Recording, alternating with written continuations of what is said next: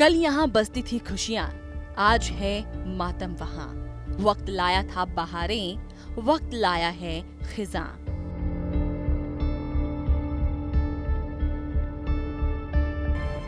Film वक्त में बलराज सहनी पर फिल्माए गए गाने की ये लाइनें सहारा ग्रुप के मुखिया सुब्रत रॉय पर सटीक बैठती हैं। ये गाना सहारा के मुखिया के जीवन में उतार चढ़ाव को बताने के लिए काफी है।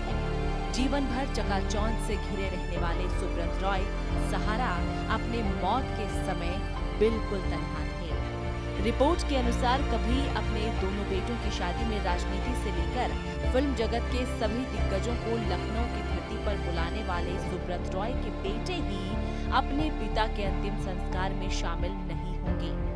हाँ, उनके पोते हिमांक रॉय जरूर अपने दादा के अंत्येष्टि में शामिल होंगे, लेकिन बुढ़ापे का सहारा कहे जाने वाले दोनों बेटे इसमें नहीं होंगे। बताया जा रहा है कि सुब्रत रॉय के दोनों बेटे सुशांतो और सीमांतो विदेश में हैं और वो पिता के अंतिम संस्कार में शामिल नहीं हो पाएंगे। इन्हीं बेटों की शादी में दुनिया ने सुब्रत रॉय की राजनीतिक और फिल्मी ताकत का नमूना देखा था।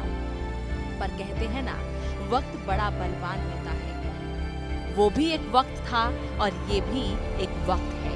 2023 के वक्त में सुब्रत रॉय गुमनामी में चुपचाप संसार को छोड़ गए। स्थिति ये है कि उनके अपने बच्चे उनके अंतिम संस्कार में पास नहीं हैं, पर वो भी क्या वक्त था जब उनके आसपास सितारों का मेला लगा रहता था। यहाँ तक कि उनसे मिलने के लिए राजनेताओं की लाइन लगी रहती थी। पर जब वक्त बदला तो लोगों ने उनसे मुंह मोड़ लिया।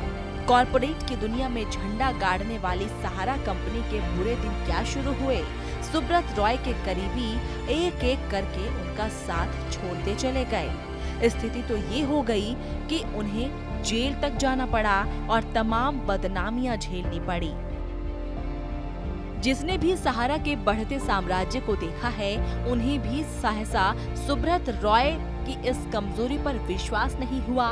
दरअसल अर्श से फर्श तक पहुंचने के पीछे सुब्रत रॉय की कुछ खुद की गई गलतियां थीं, जिन्हें वो वक्त रहते पहचान नहीं पाए। वक्त जब कमजोर होता है तो उसका असर बच्चों पर भी पड़ता है। सुब्रत रॉय के दोनों बेटे विदेश में हैं और वो अपने पिता के अंतिम संस्कार में इसी वजह से शामिल नहीं हो पाएंगे।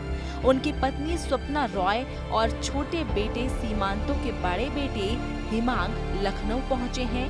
हिमांक ही अपने दादा को अंतिम विदाई देंगे। गीता में भी भगवान कृष्ण ने अर्जुन को सीख दी थी कि कर्म पर ही किसी का अधिकार होता है, लेकिन कर्म के फलों पर कभी नहीं। लेकिन सुब्रत रॉय के कर्म के फल उन पर भारी पड़े थे। सेबी के चक्कर में सहारा समूह ऐसा फंसा कि उसमें कंपनी का सब कुछ स्वाहा हो गया। सुब्रत रॉय को जेल जाना पड़ा और बड़ी मशक्कत के बाद वो जेल से रिहा हुआ।